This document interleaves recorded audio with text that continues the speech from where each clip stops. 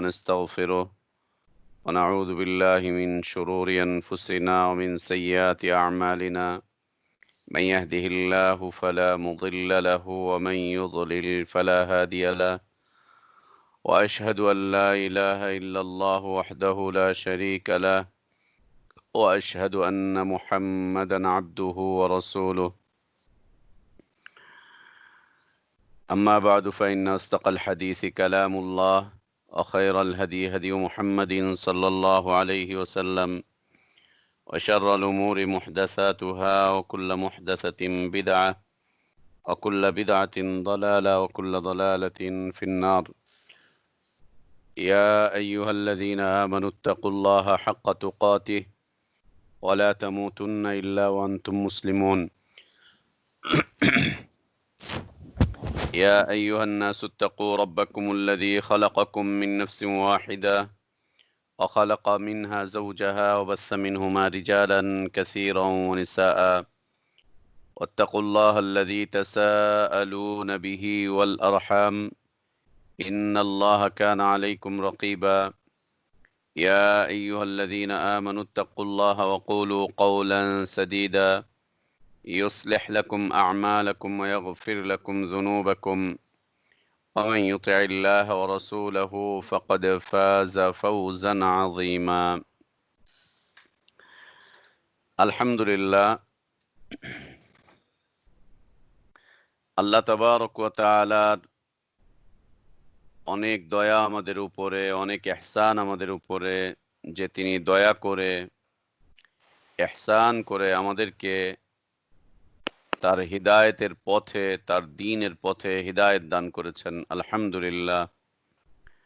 আল্লাহর কাছে আমাদের দোয়া, আল্লাহ আমাদের যতদিন বাঁচিয়ে রাখবেন ঈমান আর ইসলামের সৌন্দর্যের উপরে যেন বাঁচিয়ে রাখেন, তার দয়া ইহসানের উপরে যেন আমাদেরকে বাঁচিয়ে রাখেন। আল্লাহ যখন মৃত্যু দিবেন তিনি যেন আমাদেরকে দ্বীনের পূর্ণতার উপর, ইসলামের পূর্ণতার উপর, ঈমানের পূর্ণতার উপরে মৃত্যুদান করেন। আল্লাহ যেন মৃত্যুকালীন সময় আমাদেরকে ক্ষমা করে দিয়ে ক্ষমার উপরেই মৃত্যুদান করেন। আল্লাহুম্মা আমিন। সম্মানিত উপস্থিতি, আমরা গতকালকে আলোচনা শুরু করেছিলাম মানুষের জীবনের যতগুলো পাথেয় আছে, জীবন যাপনের ক্ষেত্রে, জীবন ধারণের ক্ষেত্রে যতগুলো পাথেয়, যতগুলো সম্বল, যতগুলো অবলম্বন আছে, সে অবলম্বনগুলোর মধ্য হতে অন্যতম বড় একটি অবলম্বন নিয়ে আমরা আলোচনা শুরু করেছিলাম।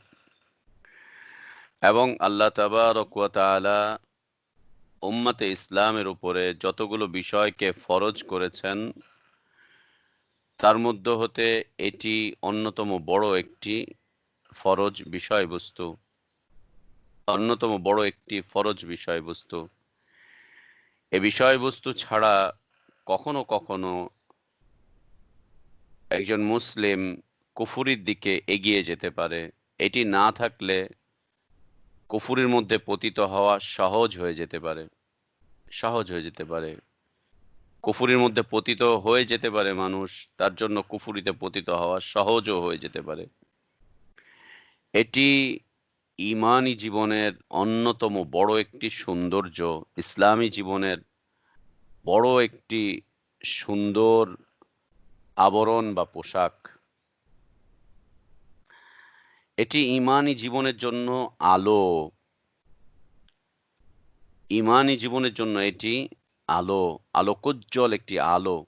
এটি বিষয়বস্তুটি ছিল হচ্ছে আস-সবর, ধৈর্য ধারণ করা, ধৈর্য ধারণ করা। জীবনের যতগুলো ক্ষেত্র আছে যে ক্ষেত্রে মানুষ অধৈর্য হয়ে যাওয়ার সম্ভাবনা রাখে বা মানুষ অধৈর্য হয়ে যায়, সেই অবস্থাতে ধৈর্য ধারণ করা। মানুষ যখন দারিদ্রতার মধ্যে পড়ে তখন সে অধৈর্য হয়ে যায়, অধৈর্য হয়ে যায় যখন দারিদ্রতার মধ্যে পড়ে।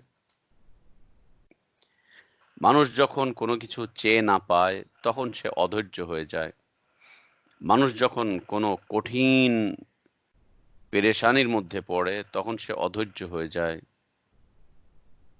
মানুষ যখন কোনো কঠিন মুসিবতের মধ্যে পড়ে তখন সে অধৈর্য হয়ে যায়। মানুষ যখন চরম অসুস্থতার মধ্যে পড়ে তখন সে অধৈর্য হয়ে যায়। এবং মানুষ যখন কোনো শোকার্ত পরিবেশের মধ্যে গিয়ে পতিত হয়, কোনো শোকের বিষয়বস্তুতে যখন সে পতিত হয় তখন সে অধৈর্য হয়ে যায়।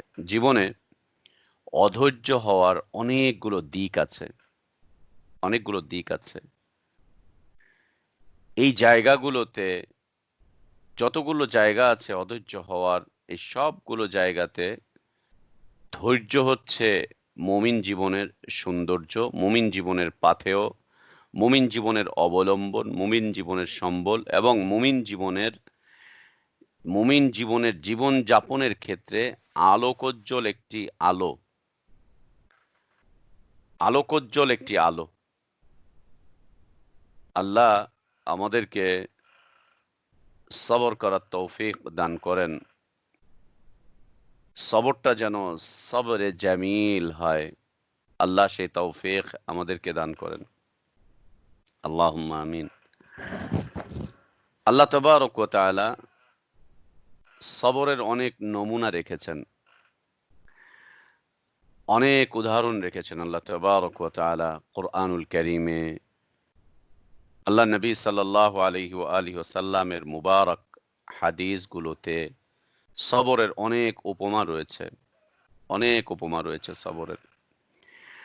আল্লাহ তাবারক ওয়া তাআলা আম্বিয়া আলাইহিমুস সালাতু ওয়াস সালামদেরকে একটা বৈশিষ্ট্য দিয়েছিলেন এবং নবী রাসূলদের উপরে এই বিষয়টাকে কঠিনভাবে ফরজ করে দিয়েছিলেন। সেটি ছিল সবর। এবং নবী রাসূলদের ব্যাপারে আল্লাহ তাবারক ওয়া তাআলা বলছেন, ইন্নাহু কানা আবদান শাকুরা, যে আমার এ নবী সে ছিল এমন একজন বান্দা আমার, আবদান শাকুরা, সে এমন একজন বান্দা ছিল যে ব্যক্তি জীবনের সকল ক্ষেত্রে কৃতজ্ঞতা স্বীকার করত। বিপদে পড়লেও কৃতজ্ঞতা, মুসিবতে পড়লেও কৃতজ্ঞতা, কৃতজ্ঞতা স্বীকার করত। মানুষ তখনই কৃতজ্ঞ হতে পারে যখন তার জীবনে যাই ঘটুক না কেন সে তাকে শুকরিয়া বা সে তাকে আনন্দের সাথে নিতে পারে। জীবনে যাই ঘটুক না কেন, আসলে আমার আপনার জীবনে যা ঘটার ছিল তা ঘটে গিয়েছে, যা ঘটার ছিল না তা ঘটেনি, এবং আমার আপনার জীবনে তাই ঘটবে যা ঘটার। যা পাওয়ার ছিল আমরা তা পেয়ে গিয়েছি, যা পাওয়ার ছিল না তা আমরা পাইনি।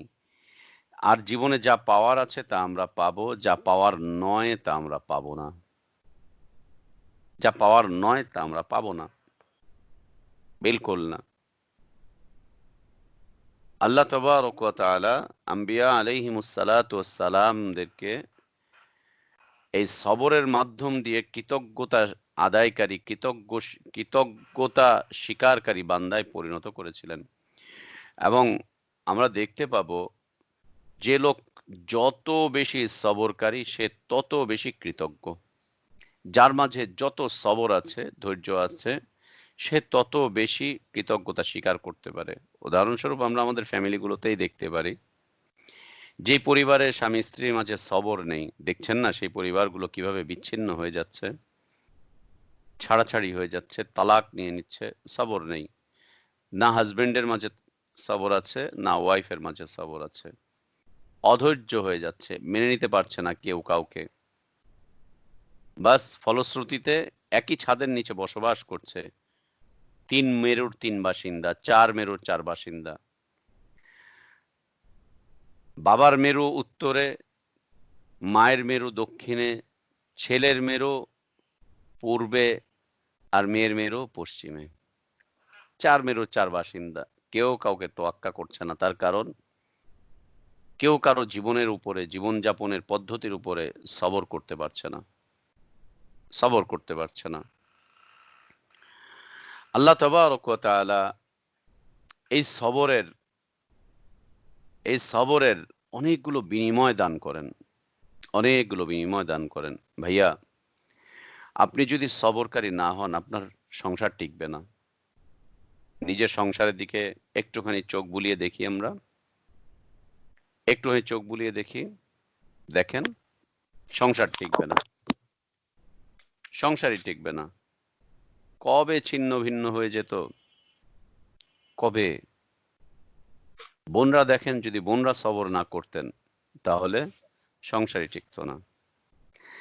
মা যখন গর্ভবতী হয়, মা যখন গর্ভবতী হয়, তার গর্ভে যখন সন্তান চলে আসে, গর্ভে সন্তান আসার কারণে যে কষ্টগুলো তার উপরে আসে,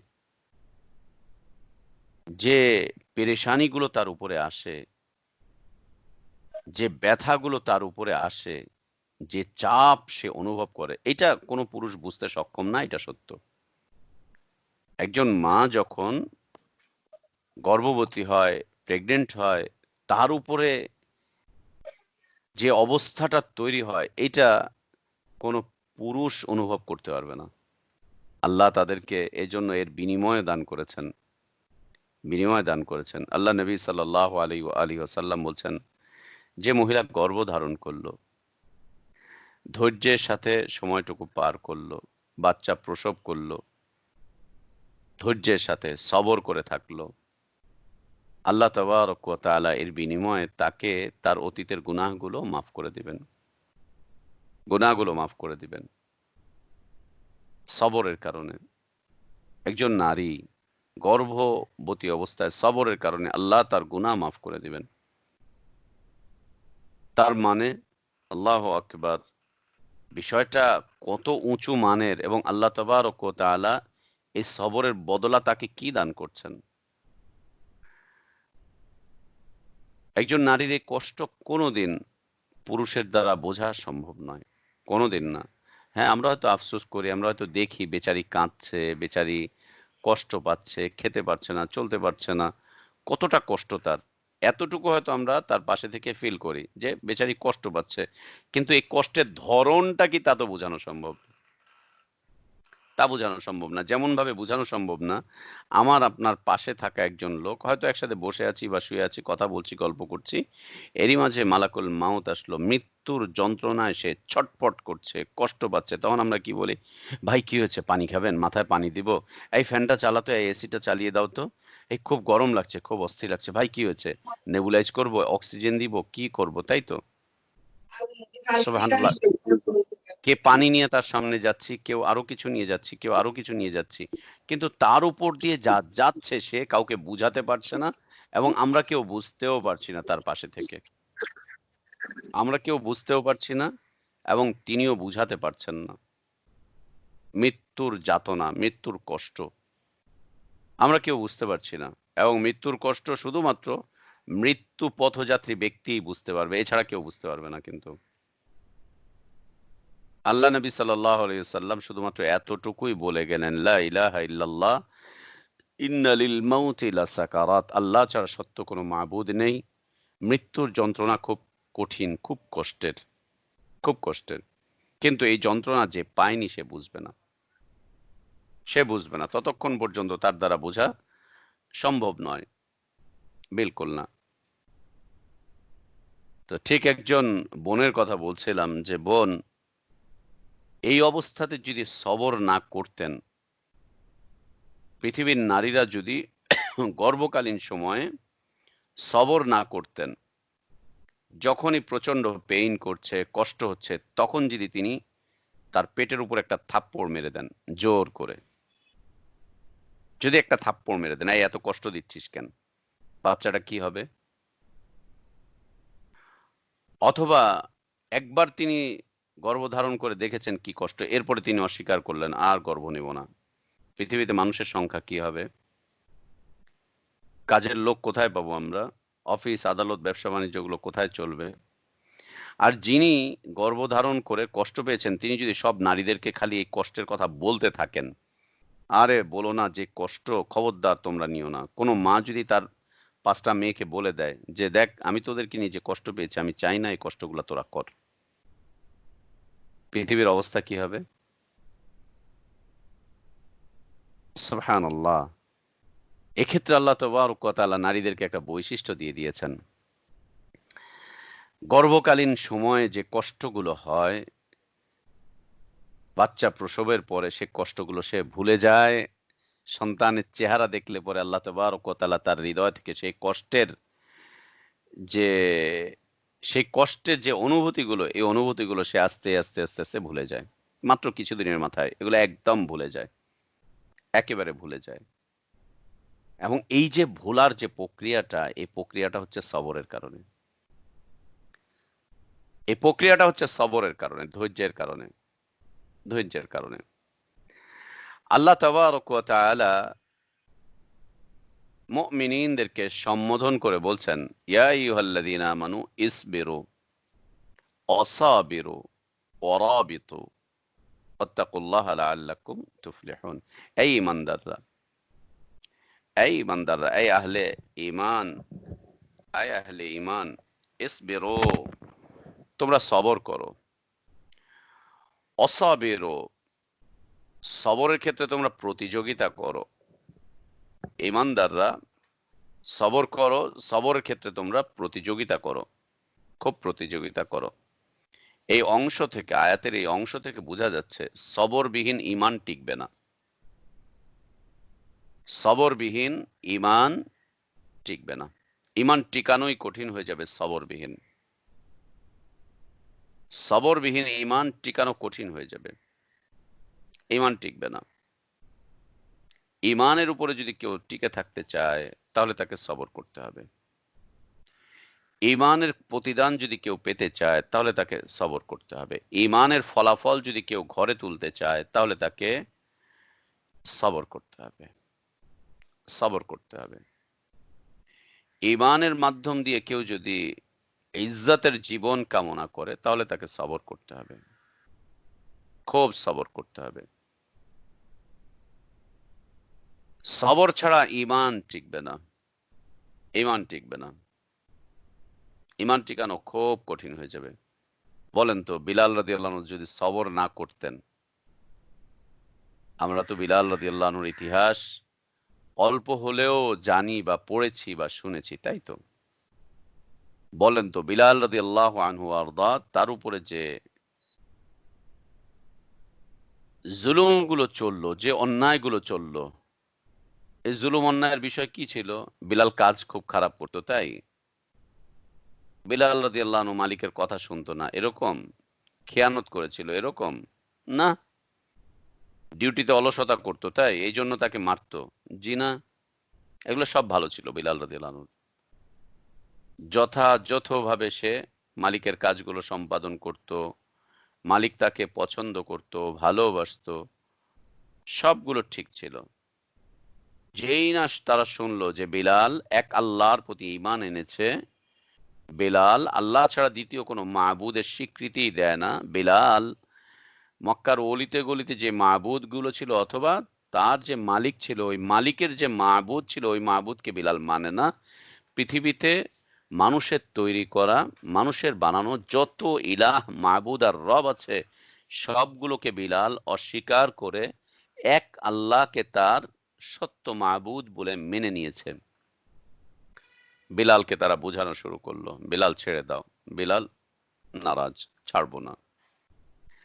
বিলালকে তারা বিভিন্নভাবে প্রলোভন দেওয়া শুরু করলো। বিলাল তার কথার উপরে অটল অবিচল রাদিয়াল্লাহু আনহু আল্লাহ, না ছাড়বো না, প্রলোভনেও ছাড়বো না। বিলাল রাদিয়াল্লাহু আনহুকে তারা সাবধান করা শুরু করলো। বিলাল, বিলাল রাদিয়াল্লাহু আনহু অটল অবিচল। বিলাল রাদিয়াল্লাহু আনহুকে তারপরে তারা হুমকি দেওয়া শুরু করলো। এই ৪ টা ধাপ পার হলো কিন্তু।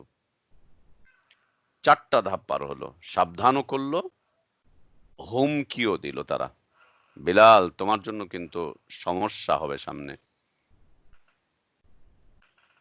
৪ ধাপ পার হয়ে যাওয়ার পরে যখন তারা ফেরাতে পারল না কোনোভাবেই বিলাল রাদিয়াল্লাহু আনহুকে, তারা যখন দেখলো বিলাল আর ফিরবে না, ফিরে আসার মতো আর সুযোগ নেই। কারণ বিলালের হৃদয়ে ঈমান মজবুত হয়ে গিয়েছে।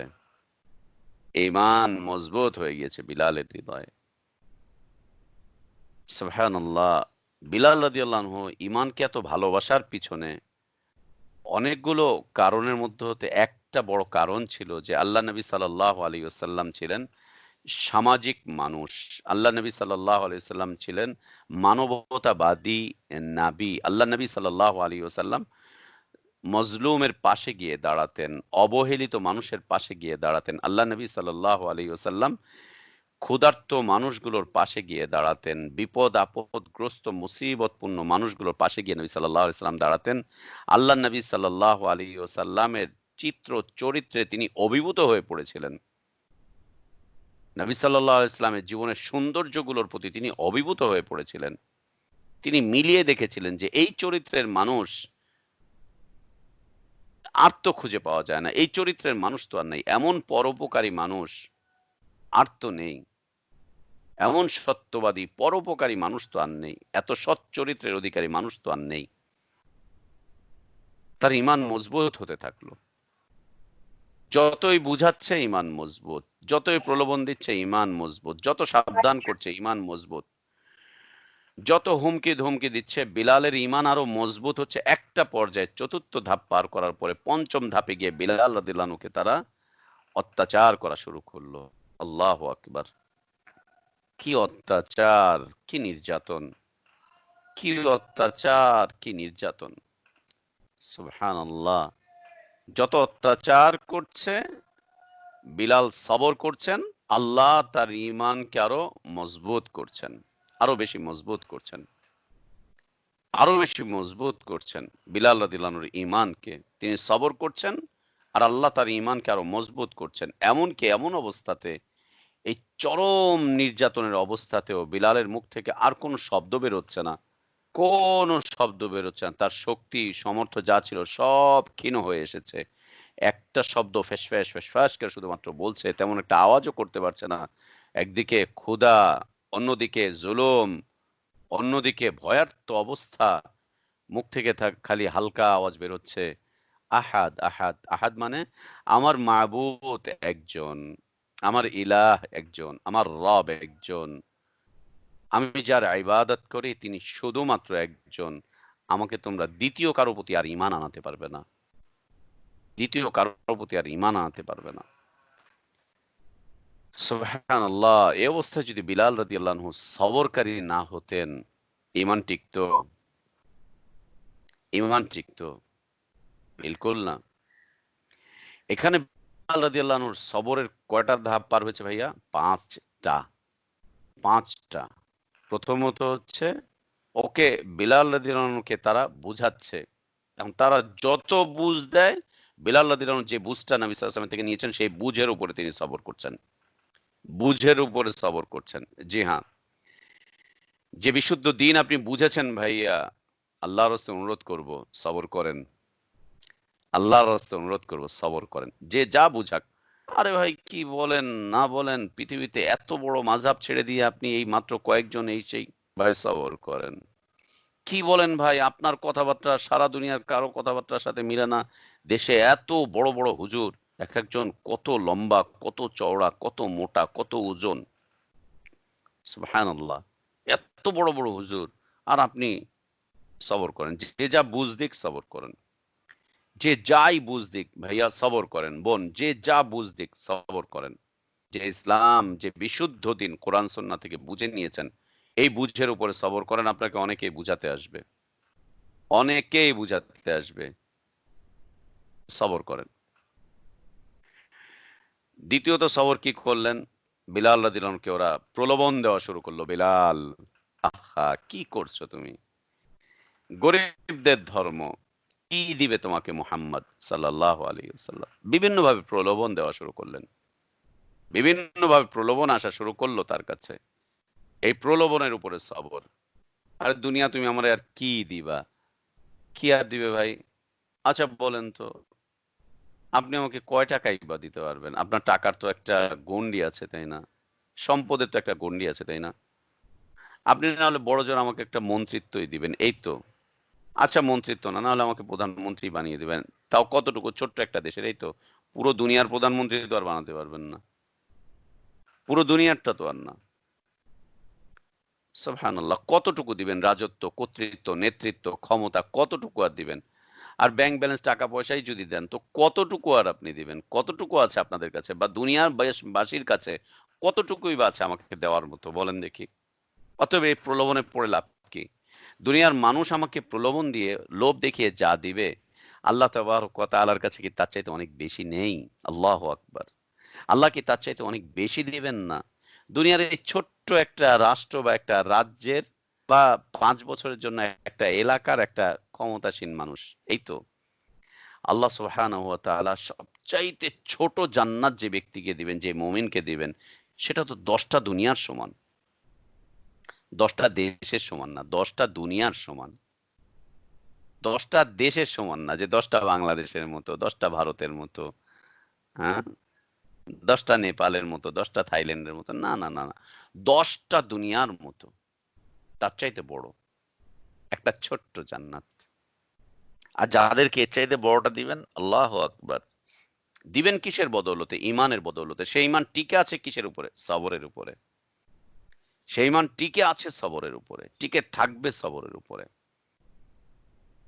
টিকে থাকবে সবরের উপরে।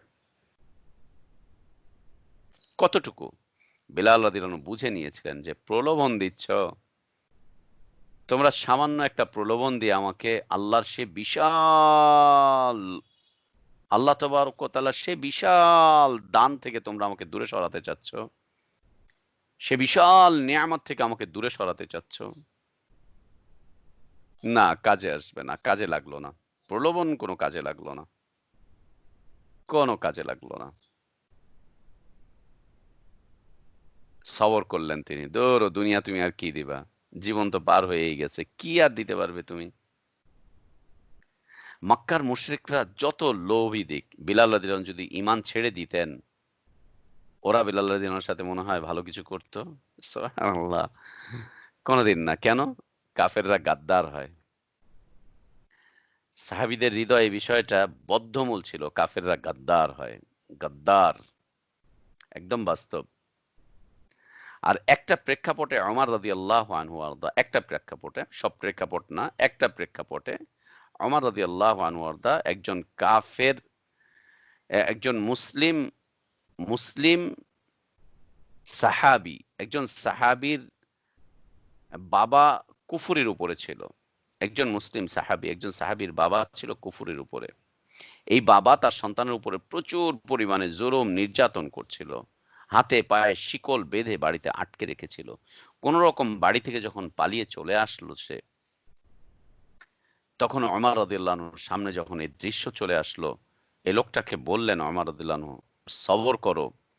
এই যে কাফেরটা না, এই যে তোমার বাবা যে কাফের, এই যে কাফেরগুলো আছে না, এদের শরীরে কুকুরের রক্ত, মানুষের রক্ত নেই, মানবতার রক্ত নেই। মনুষ্য কোনো রক্ত এদের শরীরে নেই, এদের শরীরে হচ্ছে কুকুরের রক্ত। এজন্য আপনি দেখেন সারা পৃথিবীতে মুসলিম শিশুদের রক্ত নিয়ে হোলি খেলছে কারা? মুসলিম মা-বোনদের ইজ্জত নিয়ে হোলি খেলছে কারা? ঘরে থাকা মুসলিম মহিলাদেরকে হত্যা করছে কারা? শিশু সন্তানগুলোকে হত্যা করছে কারা? বৃদ্ধদেরকে হত্যা করছে কারা? এত রক্তের বন্যা প্রবাহিত করেছে, এত রক্তের বন্যা প্রবাহিত করেছে। একদিকে মুসলিমদের রক্ত প্রবাহিত হয় আর অন্যদিকে তারা মদের বারে বসে আনন্দ উল্লাস করে, দৃশ্য দেখে আর মদ পান করে।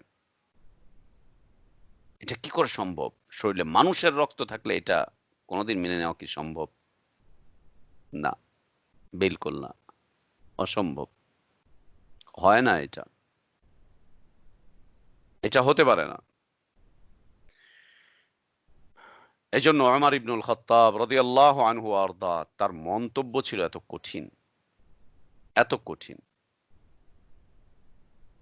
আর ওরা প্রলোভন দিচ্ছিল বিলাল রাদিয়াল্লাহু আনহু ওদের চরিত্রও দেখছিলেন আর মুহাম্মদুর রাসূলুল্লাহ সাল্লাল্লাহু আলাইহি ওয়াসাল্লামের চরিত্রও দেখছিলেন। ভাইয়া অনুরোধ করব চরিত্র যেন আমরা নবী সাল্লাল্লাহু আলাইহি ওয়াসাল্লামের চরিত্রে যেন চরিত্রবান হই। চরিত্র নেই তো মুহাম্মদ সাল্লাল্লাহু আলাইহি ওয়াসাল্লামের। আজ মাঝে মাঝেই বলি যে আজ আর মুসলিমদের চরিত্র দেখে কোনো অমুসলিম ইসলাম কবুল করে না। আজ আর মুসলিমদের চরিত্র দেখে মুসলিমদের আখলাক দেখে, মুসলিমদের জীবনযাপনের পথ পদ্ধতি থেকে কোনো অমুসলিম ইসলামের দিকে আসে না। বরং আমরা দেখতে পাই মুসলিম আর অমুসলিমের চরিত্র একাকার হয়ে গিয়েছে সব দিক থেকে। এক কাফেরও সুদ খায়, মুসলিমও সুদ খায়। কাফের ঘুষ খায়, মুসলিমও ঘুষ খায়। কাফের মিথ্যা বলে, মুসলিমও মিথ্যে বলছে, লা ইলাহা ইল্লাল্লাহ, মিথ্যে বলছে। কাফের জুলুম অত্যাচার করছে, মুসলিমও জুলুম অত্যাচার করছে, অন্যায় করছে। কাফের বেহায়াপনার মধ্যে লিপ্ত আছে, মুসলিমরাও বেহায়াপনার মধ্যে লিপ্ত আছে। কাফেররা অশ্লীলতার বন্যার মধ্যে গা ভাসিয়ে দিচ্ছে, তো নামধারী এ সমস্ত মুসলিমরাও, নামধারী এ সমস্ত মুসলিমরাও অন্যায়ের মধ্যে গা ভাসিয়ে দিচ্ছে। বিলকুল তারা নিজেদেরকে সংবরণ করছে না, বিলকুল তারা নিজেদেরকে ঠিক রাখছে না।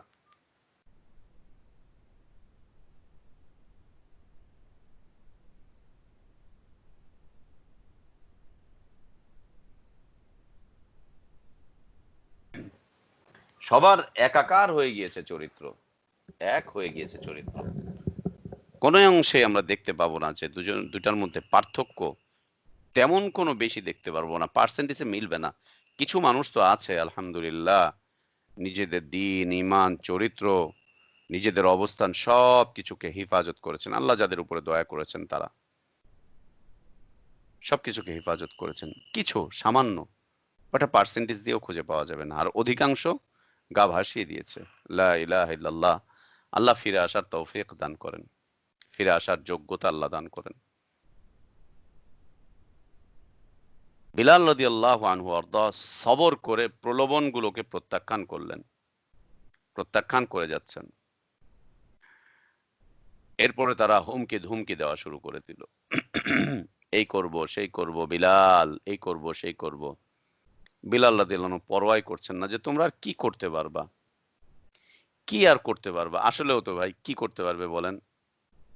হয়তোবা দু চারটা চড় থাপ্পড়, আচ্ছা আরেকটু বেশি হাড্ডি গুড্ডি ভেঙে দিবে, আচ্ছা ঠিক আছে আরেকটু বেশি শরীরে ছুরি দিয়ে, দা দিয়ে কোপ দিবে বা কিছু করবে, আচ্ছা ঠিক আছে আরেকটু বেশি কোনো অঙ্গ প্রত্যঙ্গ কেটে নিবে, এই তো।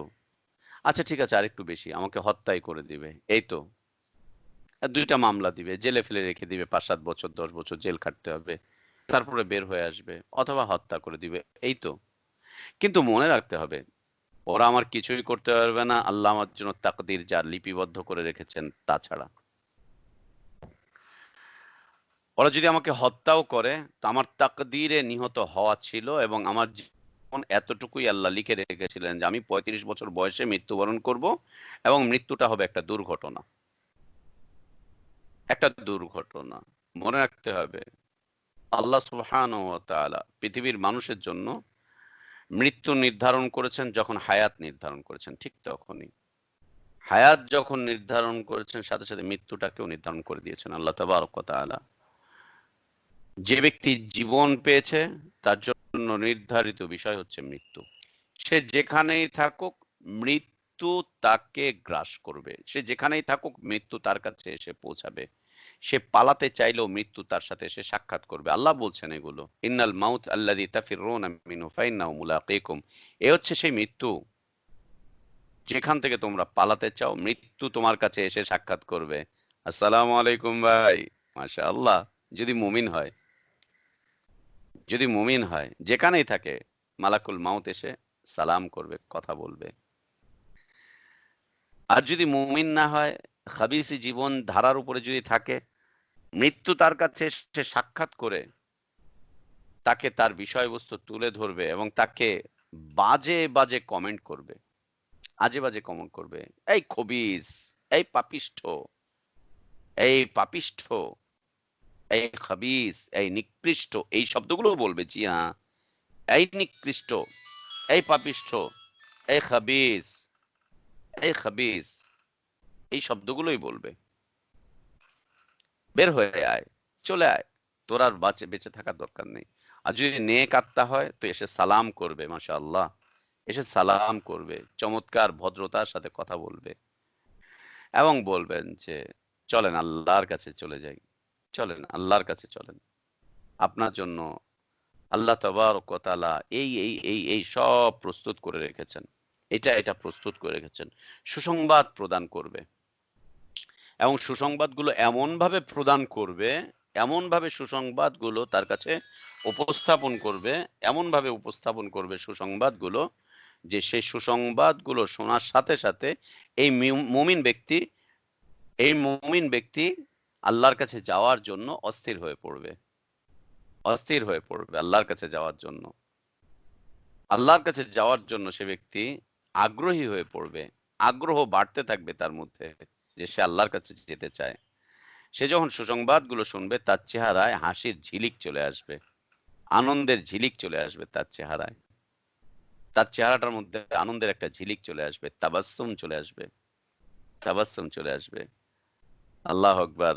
আমাদের মনে পড়ে এই 2014 সালে আমারই এক দিনী ভাই কিশোরগঞ্জের, সৌদি আরবে ছিল, আমরা ওখানে ছিলাম একসাথে। কিশোরগঞ্জে আল্লাহ সুবহানাহু ওয়া তাআলা তার মাধ্যম দিয়ে বিশুদ্ধ দ্বীনের দাওয়াতের সূচনা করিয়েছিলেন। তার মাধ্যম দিয়ে। চমৎকার, ভদ্র, নম্র, ভালো একজন মানুষ ছিলেন। তো প্রতি সপ্তাহে তিনি কিশোরগঞ্জ থেকে ঢাকায় চলে আসতেন আমাদের দার্সে বসার জন্য, দার্সে অংশগ্রহণ করার জন্য। প্রতি সপ্তাহে চলে আসতেন। খুব দিনদার, চমৎকার মানুষ ছিলেন। তার ছেলেটা আমাদের এখানে পড়ছে, আমার এখানে ছেলে পড়ছে, ২ টা ছেলে, মেয়ে পড়ছে। আলহামদুলিল্লাহ। তিনি ঢাকায় আসলেন একদিন।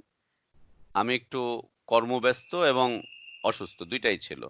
একটু অসুস্থতা ছিল আমার, আর একটু ব্যস্ততাও ছিল। উনি আমাকে ফোন করলেন, "ভাই আমি আসছি, আপনার সাথে একটু দেখা করব।" তো আমি বললাম যে, "সুলতান ভাই আমি তো আসলে একটু ব্যস্ত আছি।" বলছে, "তাহলে আজকে সারাদিন থাকি, দেখা করে যাই।" ঠিক আছে আপনি থাকেন দেখি। তো দিনের শেষে আমি অসুস্থ হয়ে পড়েছি। রাতের বেলা ডাক্তার দেখাতে গিয়েছি, আর ওনার সাথে দেখা হয়নি। তো আমার জন্য অপেক্ষা করে পরের দিন উনি চলে যাওয়ার সময় আমাকে বলল যে, "ভাই দোয়া করেন, যাচ্ছি। কতদিন বাঁচি জানি না। আপনার সাথে আর দেখা হবে কিনা। তো ভাই আমি যদি মারা যাই, আমার জানাজাটা আপনি পড়িয়েন।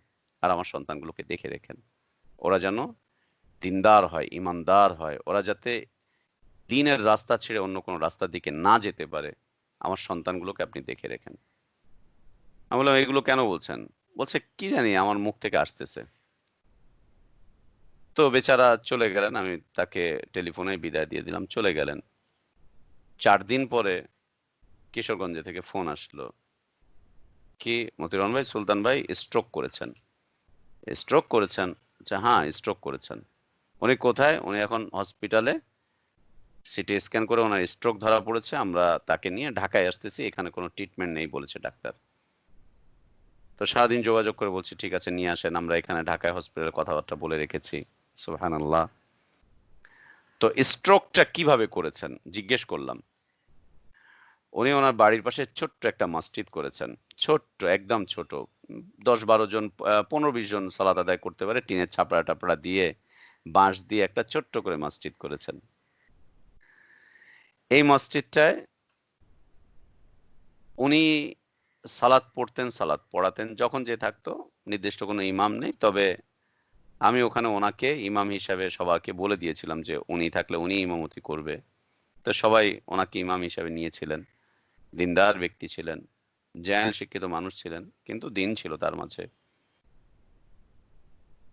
কিভাবে করেছে? উনি ভোরবেলায় ঘুম থেকে উঠেছে বাড়িতে।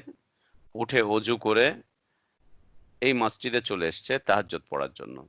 উনি মসজিদে এসে তাহাজ্জুদ পড়তেন। কখনো বাসায় পড়তেন, বাসায়। আবার কখনো মসজিদে চলে আসতেন, যাতে করে মুসল্লিরাও অনুপ্রাণিত হয়, তারা যাতে করে ফজরে অংশগ্রহণ করে। এজন্য মসজিদে চলে আসতেন। তাহাজ্জুদ পড়ার জন্য মসজিদে চলে এসছেন। উনি যখন এসছেন আরো কয়েকজনকে ফোন দিয়েছেন, আরো ৩-৪ জন ভাই চলে এসছে। তারা মসজিদে তাহাজ্জুদ পড়ছেন। এরই মধ্যে আযান হলো ফজরের। ফজরে আযানের পরে সুন্নাত পড়লেন। সুন্নাত পড়ে উনি ইমামতিতে দাঁড়িয়েছেন ২য় রাকাতে। রুকু থেকে উঠলেন। কেরাত পড়া শেষ করলেন, রুকু করলেন, রুকু থেকে উঠলেন। উঠে দাঁড়িয়ে এরপরে ধপাস করে পড়ে গেলেন। ধপাস করে পড়ে গেলেন। যখন পড়ে গেলেন হচ্ছে উনি সিজদার হালাতে, দাঁড়ানো থেকে পড়ে গেলেন, পড়ে গিয়ে সিজদার হালতে, ওই অবস্থাতে তিনি স্ট্রোক করলেন ওই অবস্থাতে। তো ভাইরা সালাত আদায় করা শেষ করলেন, তাকে নাড়াচাড়া করলেন, দেখলেন যে শরীরটা ভালো লাগছে না, এই না সেই না, তারা সাথে সাথে তাকে হাসপাতালে নিয়ে চলে গেলেন। গ্রাম দেশ, মফস্বল এরিয়া, একটু রিক্সা পেতে সময় লাগলো, তারা ধরাধরি করে নিয়ে গেলেন হাসপাতালে। হাসপাতালে যাওয়ার পরে ডাক্তার তো আমাদের দেশের আসতে সময় লাগলো, ওই অবস্থায় পড়েছিল, বেশ লম্বা সময় পড়ে থাকার পরে এরপরে ডাক্তার আসলো, ডাক্তার দেখলো, মেডিসিন কিছু দিল, সিটি স্ক্যান করলো, সিটি স্ক্যান করে তার রিপোর্ট দিল স্ট্রোক করেছে। এর মধ্যে ওনার জবান থেকে আর কোনো কথা নেই, চোখ টোক সব বন্ধ, মাঝে মাঝে জোরে জোরে শ্বাস ছাড়ে আর বলছে আল্লাহ আল্লাহ আল্লাহ, এই শব্দটাই বোঝা যায়। এর মধ্যে অ্যাম্বুলেন্সে করে নিয়ে আসছে, নরসিংদী পার করলো। পার করার পরে যে ভাই ছিলেন, ইলিয়াস ভাই, উনি আমাকে ফোন দিল যে মতিউর রহমান ভাই, সুলতান ভাই মাত্র মারা গিয়েছেন রাস্তাতেই। তো যখন মারা যাচ্ছেন তখন তিনি চোখ টোক বন্ধ, অজ্ঞান অবস্থায় আছেন, কিন্তু ঠোঁটটা উনি বলছিলেন, ওই ভাই বলছিলেন, ইলিয়াস ভাই, যে তিনি ঠোঁটটা শুধু নাড়ছেন আর ঠোঁটের মধ্যে হাসির একটা ঝিলিক। তো ওনারা বলছে যে ডাকতেছে, সুলতান ভাই কি হয়েছে কি হয়েছে কি হয়েছে। উনি কোনো জ্ঞান নেই, চোখও খুলতে পারছে না, কথাও বলছেন না, কিন্তু ঠোঁট নাড়ছেন, ঠোঁটে যেন কি বিড়বিড় বিড়বিড় করে যেন কি বলছেন, আর চোখে মুখে একটা হাসির ঝিলিক, মুখের মধ্যে একটা হাসির ঝিলিক। তো উনি কানটাকে মুখের কাছে নিলেন, নেওয়ার পর শুনলেন যে উনি কালিমা শাহাদা পড়ছেন, আশহাদু আল্লা ইলাহা ইল্লাল্লাহ, হালকা আওয়াজ, একদম ক্ষীণ আওয়াজে। তার কিন্তু কোনো জ্ঞান নেই। সুবহানাল্লাহ। এরপরে ওনারা সাথে সাথে ওইখানেই নরসিংদী জেলা সদর হাসপাতালে নিয়ে গেলেন, ডাক্তার চেক আপ করে বললেন যে আসলে ইনি মারা গিয়েছেন, উনি নাই। সুবহানাল্লাহ। তখন বাজে হচ্ছে আসরের সময়, আমাকে ফোন করলো যে ভাইয়া উনি মারা গেছেন। আমি বললাম যে ঠিক আছে, লাশ নিয়ে চলে যান, কোনো পাপিষ্ঠ বিদাতি লোক যাতে তার লাশে হাত না দেয়, লাশ যেন না ছোঁয়। আপনারা গোসল করাবেন, আমি ঢাকা থেকে আসছি, আমি এসে জানাজা পড়াবো, তার ওসিয়ত ছিল। তার ছেলে, তার ভাতিজা আমার এখানে পড়ে, ওদেরকে সাথে সাথে পাঠিয়ে দিলাম। আমরা এখান থেকে গেলাম, আমরা বেশ 25-26 জন লোক, আমরা ভাই, দিনী ভাইরা মিলে আমরা এখান থেকে চলে গেলাম। যেতে যেতে সময় লেগে গেল, রাতে 10টা 10:30টায় গিয়ে পৌঁছালাম। গিয়ে আমি বললাম লাশটা দেখি। সুবহানাল্লাহ। চেহারা খুললাম, খুলে চেহারা দিকে তাকিয়ে দেখলাম, আল্লাহু আকবার, মনে হচ্ছে এখনো উনি বেঁচে আছেন। চেহারা সুন্দর, একটা হাসি লেগে আছে, মুচকি হাসি দেয় না মানুষ, চেহারাটা যেন হাসি, সে হাসতেছে আমাদেরকে দেখে, এরকম একটা ভাব, হাসতেছে।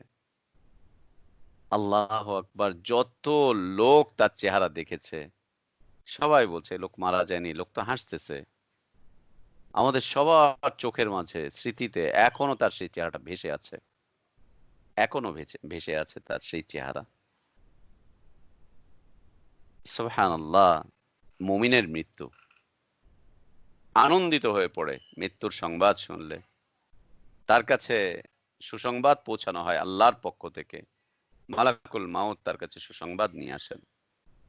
মৃত্যু অবধারিত, আসবে, আমার আপনার সাথে সাক্ষাৎ করবে, হয় খারাপ হালতে অথবা ভালো হালাতে। আল্লাহর কাছে আমরা দোয়া করব, আল্লাহ যেন আমাদেরকে খাতিমা বিল খায়ের দান করেন, তিনি যেন খাতিমা বিল খায়ের দান করেন, শেষ পরিণতি যেন তিনি চমৎকার করেন, উত্তম করেন, ভালো করেন, যেন শেষ পরিণতি।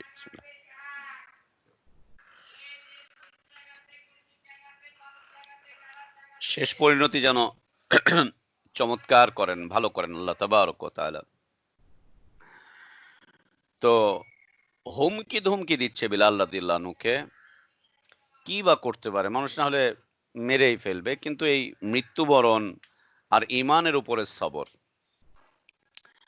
মৃত্যুবরণ আর ঈমানের উপরে সবর, অথবা ঈমানের উপরে সবর না করে তাদের প্রলোভনে, হুমকি ধমকিতে নিজেকে বিলিয়ে দিয়ে ঈমান বিরোধী পথে সম্পদ আহরণ, অথবা 2-4 মুহূর্ত বেঁচে থাকা, অথবা আরো কিছু, কোনটা উত্তম, কোনটা ভালো? এজন্য আল্লাহ তাবারক ওয়া তাআলা বলছেন, ইয়া আইয়ুহাল্লাযীনা আমানু ইসবিরু ওয়াসাবিরু, এই ইমানদাররা সবর করো, সবরের প্রতিযোগিতা করো, সবরের প্রতিযোগিতা করো, মজবুত প্রতিযোগিতা করো, মজবুত প্রতিযোগিতা করো সবরের। কোমরকে বেঁধে নাও সবর দিয়ে, সবরের বেল্ট পরিধান করো, সবরের বেল্ট পরিধান করো। না হলে সংসার যেমন টিকবে না, পরিবার যেমন টিকবে না, দিনদারিতা টিকবে না, ইমানদারিতা টিকবে না, সচ্চরিত্রতা টিকবে না। যুবকরা যদি সচ্চরিত্রতার উপরে সবর না করে তাহলে কি ঘটতে পারে দেখতে পাচ্ছি না আমরা। মানুষ যদি তার চরিত্রের উপরে সবর না করে তাহলে কি ঘটতে পারে আমরা দেখতে পাচ্ছি না, দেখতে পাচ্ছি না। এত ধর্ষণ কেন? ওর যৌবনের উপরে সবর করতে পারছে না।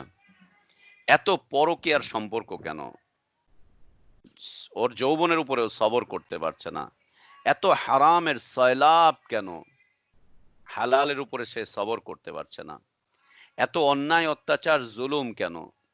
ন্যায় নিষ্ঠার উপরে সে সবর করতে পারছে না। ন্যায় নিষ্ঠার উপরে সে সবর করতে পারছে না। এত দাঙ্গা হাঙ্গামা ফাসাদ কেন? এত ফাসাদ কেন? এত ফাসাদ কেন? সবর করতে পারছে না তাই, সবর করতে পারছে না তাই। ভাইয়া, আশা করছি বুঝতে পারছেন যে আমি কি বুঝাতে চাচ্ছি। সবর আমাদের জীবনের উত্তম পাথেয়, সবর আমাদের জীবনের উত্তম চালিকা শক্তি। সবর আমাদের জীবনের সকল দিকের দু চারটা উদাহরণই আমরা উপস্থাপন করলাম। জীবনের সকল দিকে সবর ছাড়া আমাদের চলার মতো কোনো গতিই তো থাকবে না, চলার কোনো গতিই তো থাকবে না সবর ছাড়া। জীবন থমকে যাবে, জীবন থেমে যাবে, জীবনের গতি হারিয়ে যাবে সবর ছাড়া, একদম সবর ছাড়া। সবর যত বাড়বে ইমানের পরিধি তত বাড়বে, সবর যত কমবে ইমানের পরিধি বা সৌন্দর্য তত নিচের দিকে যাবে। এই জন্য আল্লাহ তাবারক ওয়া তাআলা বলছেন, ইন্নামা ইউওয়াফফাস সাবিরুনা আজরাহুম বিগাইরি হিসাব। ধৈর্যশীলদেরকে আল্লাহ তাবারক ওয়া তাআলা অপরিমিত পুরস্কার দান করবেন। ধৈর্যশীলদেরকে আল্লাহ তাবারক ওয়া তাআলা অপরিমিত পুরস্কার দান করবেন, অপরিমিত পুরস্কার। এত পুরস্কার দান করবেন যে পুরস্কার সে পরিমাপ করতে পারবে না। এত পুরস্কার দান করবেন আল্লাহ তাবারক ওয়া তাআলা ধৈর্যশীলদেরকে, সে পরিমাপ করতে পারবে না। বেগাইরে হিসাব, তার হিসাবে ধরবে না, তার ক্যালকুলেটরে ধরবে না। তার যে হিসাব বিজ্ঞান আছে, এই হিসাব বিজ্ঞান দুনিয়ার সকল হিসাব বিজ্ঞানীরা হিসাব করে কোনো সমাধানে পৌঁছাতে পারবে না। আল্লাহ এত প্রতিদান দান করবেন। জি ভাই, বলেন দেখি। আল্লাহর কথা তো সত্য। দুনিয়ার সকল হিসাব বিজ্ঞানীরা মিলে হিসাব করে সমাধানে পৌঁছাতে পারবে না। আল্লাহ এত পরিমাণ তাকে দান করবেন, এত পরিমাণ তাকে দান করবেন। সুবহানাল্লাহ। আল্লাহর থেকে নিব না ইমান নষ্ট করে দিব? আল্লাহর থেকে নিব না আখলাক নষ্ট করে দিব? আল্লাহর থেকে নিব না মানুষের দ্বারস্থ হব? কার থেকে নিব আর কার দ্বারস্থ হব? যদি ঈমান থেকে থাকে তাহলে এই আয়াতে বিশ্বাস করতে হবে আমাদেরকে যে হ্যাঁ, আল্লাহ দিবেন। হ্যাঁ, আল্লাহ দিবেন, এতে বিশ্বাস করতে হবে। এবং আল্লাহ অগণিত দান করবেন, অগণিত দান করবেন। হিসাব করা বেগাইরে হিসাব মানে কি? অপরিমিত, যার পরিমাপ কেউ করতে পারবে না। বেহিসাব, যার হিসাব কেউ করতে পারবে না, কোনো ক্যালকুলেটরে ধরবে না। সারা দুনিয়ার সবাই মিলে যদি আল্লাহ আপনাকে যা দিবেন, এটা সারা দুনিয়ার সবাই মিলে যদি এখন গবেষণা করা শুরু করে দেয়, গবেষণা করে শেষ করতে পারবে না। আল্লাহ এত দিবেন সবরকারীদেরকে। যেদিন থেকে বিশুদ্ধ ঈমান সেদিন থেকে সবরের প্রতিদান শুরু। কতদিন থাকবে? দুনিয়ার জীবনে মৃত্যু পর্যন্ত, তারপরে কবরের জীবনে, তারপরে আখেরাতের জীবনে, তারপরে হাসরের জীবনে, তারপরে হিসাব নিকাশের সময়, তারপরে সিরাতের সময়, তারপরে একে জান্নাত পর্যন্ত। একদম জান্নাত পর্যন্ত, একেবারে জান্নাত পর্যন্ত বেহিসাব দিবেন আল্লাহ তাবারক ওয়া তাআলা। তাই সবরকারীদেরকে সম্বোধন করে বলছেন, ওয়ালামান সাবারা ওয়া গাফারা ইন্না যালিকা লামিন আজমিল উমুর। অবশ্যই যে ব্যক্তি ধৈর্য ধারণ করে, ওয়ালা মান সাবারা, অবশ্যই যে ব্যক্তি ধৈর্য ধারণ করবে, মান যে ব্যক্তি, সাবারা সবর করবে। কিসের উপর সবর করবে আগামীকালকে আমরা বলবো, এবং আলোচনা থেকেও তো চলে আসছে আলহামদুলিল্লাহ। যে ব্যক্তি সবর করবে তার ঈমানের উপরে, যে ব্যক্তি সবর করবে তার আখলাকের উপরে, যে ব্যক্তি সবর করবে হালালের উপরে, যে ব্যক্তি সবর করবে হারাম থেকে বেঁচে থাকার উপরে, যে ব্যক্তি সবর করবে আল্লাহর নিয়ামতের উপরে, যে ব্যক্তি সবর করবে আল্লাহর পক্ষ থেকে আসা নীতি আদর্শের উপরে, লামান সাবারা, যে ব্যক্তি সবর করবে, অগাফারা, এবং মানুষের পক্ষ থেকে যা যা প্রলোভন, মানুষের পক্ষ থেকে যা যা জুলুম অন্যায় অত্যাচার এগুলো হতে থাকে, সে ক্ষমা সুন্দর দৃষ্টিতে দেখে, যা ঠিক আছে, তোমাদের যা করার ছিল তোমরা তাই করেছো, কি আর করার, কি আর করার। যে ব্যক্তি ধৈর্য ধারণ করে এবং ক্ষমার আচরণ করে, আল্লাহ বলছেন ইন্না যালিকা লামিন আজমিল উমুর, ইন্না যালিকা লামিন আজমিল উমুর, এটা হচ্ছে দৃঢ় সংকল্পের একটি কাজ। পৃথিবীতে দৃঢ়চেতা মানুষগুলোর কাজ হচ্ছে এটি, যারা অবস্থান করতে পারে, পৃথিবীর পরিবর্তন ঘটাতে পারে, পৃথিবীর হালাতকে একুল ওকুল করে দিতে পারে। আল্লাহ নবী সাল্লাল্লাহু আলাইহি ওয়াসাল্লাম ইয়েতিম, দরিদ্র এবং সামাজিকভাবে তেমন বড় বিত্তবান ক্ষমতাশালী তিনি কেউ নন। একটা ছোট্ট দাওয়াত নিয়ে আসলেন, এক ইলাহের, এক মাবুদের ইবাদতের দাওয়াত। সারা দুনিয়া উলট পালট হয়ে গেল এক দাওয়াতে, সারা দুনিয়া উলট পালট হয়ে গেল এক দাওয়াতে, একটা দাওয়াতে সারা দুনিয়া উলট পালট হয়ে গেল। দাওয়াত কি ছিল? ইয়া আইয়ুহান নাস কুলু লা ইলাহা ইল্লাল্লাহ, এই লোকেরা লা ইলাহা ইল্লাল্লাহ বলো, এই লোকেরা লা ইলাহা ইল্লাল্লাহ বলো, লা ইলাহা ইল্লাল্লাহ বলো।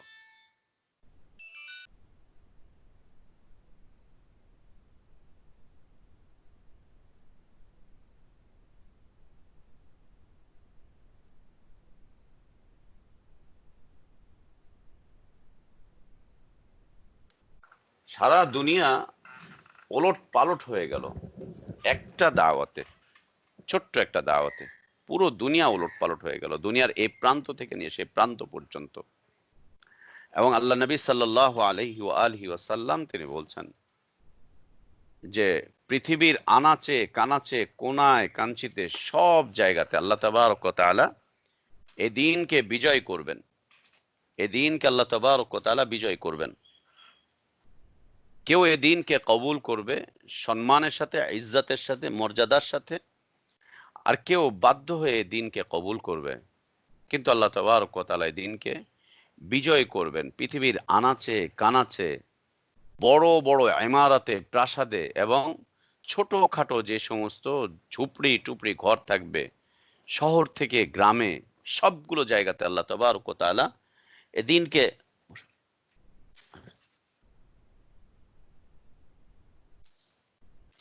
আল্লাহ তাবারক ওয়া তাআলা এদিনকে বিজয় করবেন। এদিনকে আল্লাহ তাবারক ওয়া তাআলা একটা পর্যায়ে পৌঁছে দিবেন, এদিন মানুষের কাছে পৌঁছে যাবে, এদিন পৌঁছে যাবে।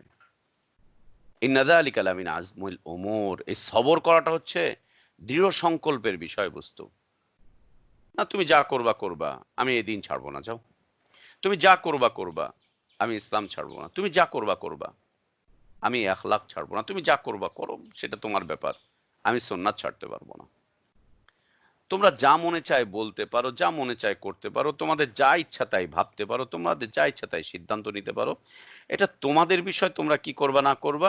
আমার বিষয় হচ্ছে আমি সুন্নাতের উপরে থাকবো, আমার বিষয় হচ্ছে আমি তাওহীদের উপরে থাকবো, আমার বিষয় হচ্ছে আমি ঈমানের সাথে থাকবো, আমার বিষয় হচ্ছে আমি দিনদারিতার সাথে থাকবো, আমার বিষয় হচ্ছে আমি এর মাঝে কোনো পরিবর্তন আনতে পারবো না, কোনো পরিবর্ধন আনতে পারবো না। আমার বিষয় হচ্ছে যে আমি না, আপোষ করতে পারবো না। তোমাদের বিষয় তোমাদের, তোমাদের বিষয় তোমাদের।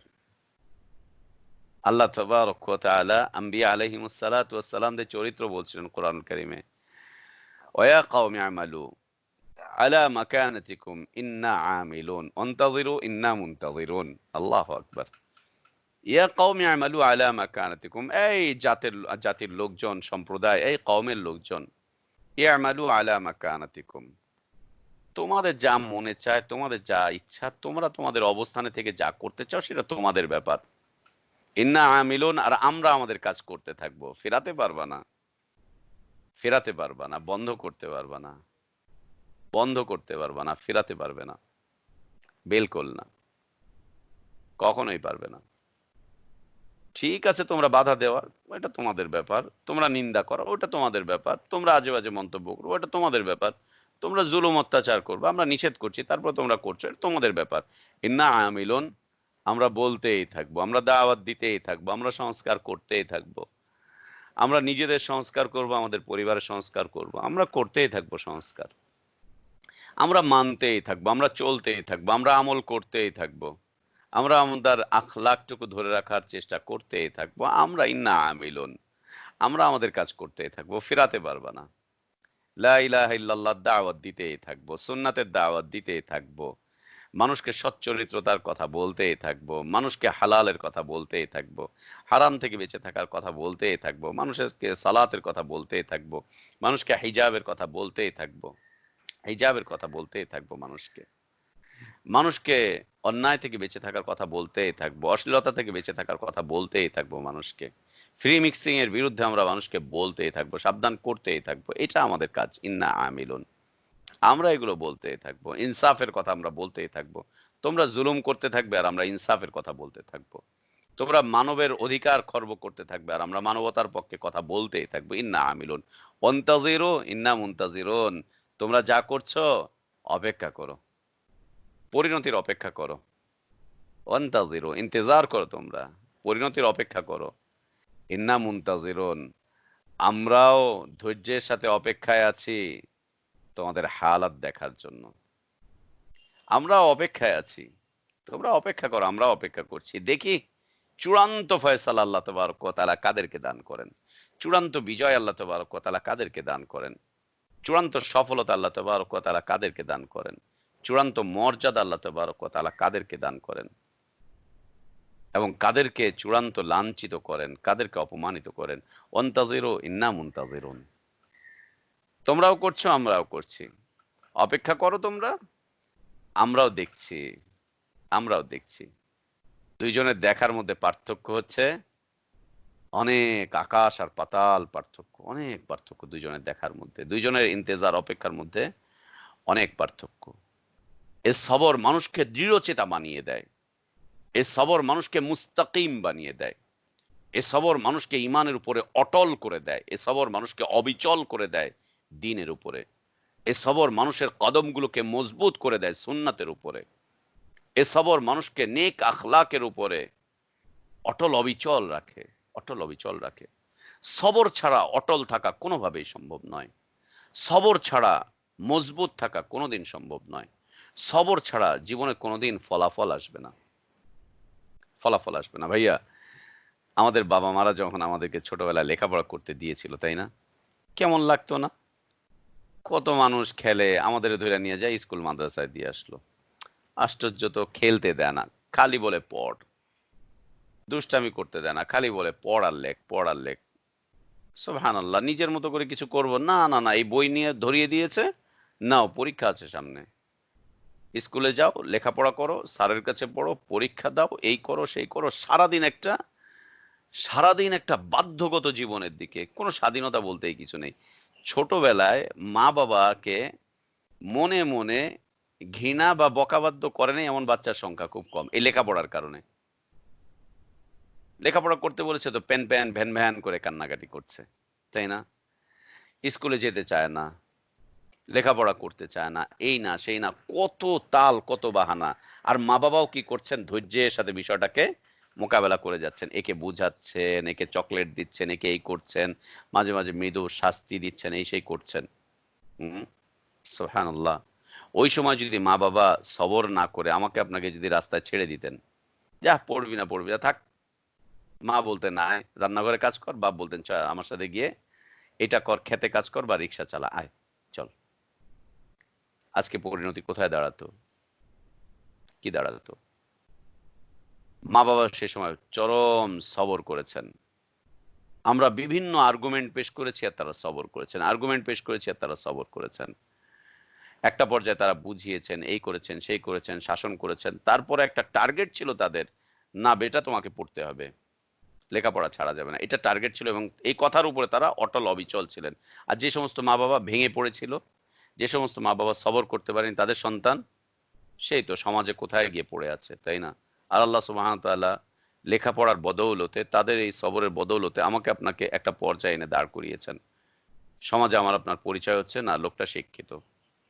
আর ওদের পরিচয় যাদের মা-বাবা ধৈর্য ধারণ করতে পারেনি, অবিচল থাকতে পারেনি, সন্তানকে নিয়ে এগিয়ে যেতে পারেনি, তাদের অবস্থানটা কোথায় গিয়ে দাঁড়িয়েছে? জি হ্যাঁ, জি। সবর মানুষকে দৃঢ়চেতা করিয়ে দেয়, দৃঢ় সংকল্পকারী করে দেয়। সবর মানুষকে একটা রাস্তার উপরে অটল অবিচল রাখে, অটল অবিচল রাখে। সেটা হচ্ছে দ্বীনের রাস্তা, ঈমানের রাস্তা, ইসলামের রাস্তা। সবরবিহীন দুনিয়াও মানুষের কাছে একেবারেই মূল্যহীন হয়ে পড়ে। সবর মানুষের কাছে দ্বীনও একদম মূল্যহীন হয়ে পড়ে। সবর না থাকলে মানুষের কাছে তেমন কোনো ফলাফল এসে পৌঁছায় না, তেমন কোনো ফলাফলের দিকে যেতে পারে না, তেমন কোনো ফলাফলের দিকে যেতে পারে না। সবর খুব প্রয়োজনীয় বিষয়বস্তু। আল্লাহ তাবারক ওয়া তাআলা এই সবরের অনেক ফলাফল রেখেছেন। এই সবরের অনেক প্রতিদান রেখেছেন আল্লাহ তাবারক ওয়া তাআলা। এবং সবর করতে হবে, সবরের দৃষ্টান্ত আমাদের সামনে থাকতে হবে। আমার এই সবরটা কার মতো? কার মতো সবর? দুনিয়াতে অনেক মুসলিম সবরকারী ছিল, অনেক অমুসলিম সবরকারী ছিল, অনেক অমুসলিম। এই যে আজকে যারা বাতেল রাজনীতি করছে, বাতেলের উপরে তাদের সবর কি দেখেছেন? কি সবর দেখেছেন? ২০, ৩০, ৪০ বছর পর্যন্ত মার খাচ্ছে, জুলমের শিকার হচ্ছে, নির্যাতনের শিকার হচ্ছে, মামলা খাচ্ছে, হামলার শিকার হচ্ছে, জেলে যাচ্ছে। তারপরেও কিন্তু বাতেল রাজনীতির সাথে জড়িত আছে। ও বাম রাজনীতি করেই যাচ্ছে। ও আর ডান দিকে যায় না। ও বামের দিকেই থাকছে। ও ধর্মনিরপেক্ষতার উপরে সেই যে কবে শুরু করলো। ইউনিভার্সিটিতে পড়ছে, রাষ্ট্রবিজ্ঞান নিয়ে পড়ছে, ওই সময় যে ধর্মনিরপেক্ষতাবাদী হয়ে গেল, সে তার উপরে ওই যে চলছে তো চলছে, ও যে গণতন্ত্রপন্থী হয়েছে তো হয়েছে, ও যে সমাজতন্ত্রপন্থী হয়েছে তো হয়েছে, ও যে এই হয়েছে তো হয়েছে। দেখেন এর উপরে চলছে, চলছে, চলছে, চলছে। একেবারে শেষ বয়সে বুড়ো অবস্থাতে এসে তার ফলাফল পেল। একদম বুড়ো বয়সে এসে একটা এলাকার ছোট্ট একটা চেয়ারম্যান হয়েছে। এই আর কি একটা চেয়ার নিয়ে বসে আছে। তা আবার কয়দিনের জন্য? সামান্য কয়েকদিন। এতেই তার কত খুশি যে আমার দীর্ঘ ৪০ বছরের ফলাফল আজকে পেলাম। বেটা দীর্ঘ ৪০ বছর যদি ঈমানের পথে মেহনত করতে, তা আল্লাহ সুবহানাহু ওয়া তাআলা তোমাকে কোথায় পৌঁছাতো তুমি জানো? যেই মেহনতটা তুমি বাম বাম পথে গিয়ে করেছো, এই মেহনতটা যদি তুমি ডান পথে গিয়ে করতে, আল্লাহ সুবহানাহু ওয়া তাআলা তোমাকে কোথায় পৌঁছাতো জানো? পৃথিবীতে তোমাকে ইতিহাস বানিয়ে দিতেন। ইতিহাস বানিয়ে দিতেন পৃথিবীতে তোমাকে। পৃথিবীর মানুষের কাছে একটা উজ্জ্বল, আলোকিত আলোকবর্তিকা বানিয়ে দিতেন তোমাকে আল্লাহ তাবারক ওয়া তাআলা। সবর প্রয়োজন জীবনের অনেকগুলো ক্ষেত্রে, জীবনের সকল ক্ষেত্রে সবর প্রয়োজন। সবরের ফলাফল অপরিসীম। আল্লাহ তাবারক ওয়া তাআলা সবর নিয়ে কোরআনুল কারীমে কথা বলেছেন। আল্লাহ নবী সাল্লাল্লাহু আলাইহি ওয়াসাল্লাম সবর নিয়ে অনেক হাদিসের বর্ণনা করেছেন। সবর দৃষ্টান্তমূলক সবর হতে হবে। যেমন আমরা আলোচনা করছিলাম যে তওবা হতে হবে দৃষ্টান্তমূলক, শিক্ষণীয়, সাচ্চা, একদম পরিশুদ্ধ, খালিস। ঠিক তেমনিভাবে সবরের বিষয়টাও এমনটাই থাকবে। সবরের কিছু নমুনা থাকতে হবে। আমরা সবরের ব্যাপারে অনেকগুলো উদাহরণ পেশ করব। নবী রাসূলদের জীবন থেকে সবর, সাহাবীদের জীবন থেকে সবর এবং অনেক মনীষীদের উদাহরণ আমরা পেশ করার চেষ্টা করব, যাতে করে আমাদের ঈমানটুকু মজবুত হয় সবরের ভিত্তিতে, সবরের মাধ্যম দিয়ে। আল্লাহ সুবহানাহু ওয়া তাআলা আমাদেরকে নেক হায়াত দান করেন, নেক আমল করার তৌফিক দান করেন, উত্তম সবরকারীদের অন্তর্ভুক্ত করেন। সবরের মাধ্যম দিয়ে আল্লাহ সুবহানাহু ওয়া তাআলা আমাদের জীবনকে পরিমার্জিত করে দেন, পরিশীলিত করে দেন, সৌন্দর্য মণ্ডিত করেন। যে ভাই প্রশ্ন করেছিলেন, আজকে আর ভাইয়ের প্রশ্নের উত্তর দিচ্ছি না। সঙ্গে থাকেন ইনশাআল্লাহ। আলোচনা থেকে আপনার প্রশ্নের অ্যান্সার গুলো চলে আসবে ইনশাআল্লাহ। সাথে থাকেন। আমরা আলোচনা করে যাচ্ছি। একটা সুন্দর ভবিষ্যতের জন্য, একটা চমৎকার সাজানো গোছানো জীবন যাপনের জন্য আমাদের এই ক্লাসটুকু চলছে। সাথে থাকি। আল্লাহ আমাদের সবাইকে তৌফিক দান করেন। আল্লাহুম্মা আসলিহ লানা দীনানা আল্লাযী হুয়া ইসমাতু আমরিনা ওয়া আসলিহ লানা দুনিয়ানা আল্লাতী ফিহা মাআশুনা ওয়া আসলিহ লানা আখিরাতানা আল্লাতী ইলাইহা মাআদুনা واجعل الحياة زيادة لنا في كل خير والموت راحة لنا من كل شر. اللهم اقسم لنا من خشيتك ما تحول به بيننا وبين معاصيك، ومن طاعتك ما تبلغنا به جنتك، ومن اليقين ما تهون به علينا مصائب الدنيا. متعنا اللهم بأسماعنا وأبصارنا وقواتنا أبدا ما أحييتنا، واجعله الوارث منا، واجعل ثأرنا على من ظلمنا، وانصرنا على من عادانا، ولا تجعل مصيبتنا في ديننا، ولا تجعل الدنيا أكبر همنا ولا مبلغ علمنا ولا إلى النار مصيرنا. اللهم لا تسلط علينا بذنوبنا من لا يخافك فينا ولا يرحمنا برحمتك يا أرحم الراحمين. ربنا آتنا في الدنيا حسنة وفي الآخرة حسنة وقنا عذاب النار. وصلى الله وسلم وبارك على نبينا محمد وعلى آله وأصحابه أجمعين. سبحانك اللهم وبحمدك أشهد أن لا إله إلا أنت أستغفرك وأتوب إليك. السلام عليكم ورحمة الله وبركاته. ওয়ালাইকুম আসসালাম ওয়া রাহমাতুল্লাহি ওয়া বারাকাতুহু। আমিন ইয়া রাব। ভাইকে মতিউর রহমান ভাইকে আল্লাহ সুবহানাহু ওয়া তাআলা উত্তম প্রতিদান দান করেন। আমাদের মন্ট্রিল ভাষী এবং বাংলাদেশী ভাই বোনদের পক্ষ থেকে আমরা আমাদের শুকরিয়া আদায় করছি আল্লাহ সুবহানাহু ওয়া তাআলার। ইনশাআল্লাহ কথা হবে আগামীকাল একই সময়। আর যারা আরবি ক্লাসে জয়েন করবেন ইনশাআল্লাহ জুম মিটিং এ। জি, আগামীকাল ইনশাআল্লাহ মতিউর রহমান ভাইয়ের জন্য আমরা একদিন আমরা আমাদের হালাকা যে রেগুলার হালাকা সেটা চলবে ইনশাআল্লাহ। সোমবার মতিউর রহমান ভাই আবার আমাদের সাথে জয়েন করবেন। জাযাকাল্লাহু খাইরান মতিউর রহমান ভাই। এবং ইনশাআল্লাহ আমরা যারা আরবি ক্লাসে জয়েন করব জুম মিটিং এ জয়েন করব ইনশাআল্লাহ। কথা হবে আগামীকাল। আসসালামু আলাইকুম ওয়া রাহমাতুল্লাহি ওয়া বারাকাতুহু। ওয়ালাইকুম আসসালাম ওয়া রাহমাতুল্লাহি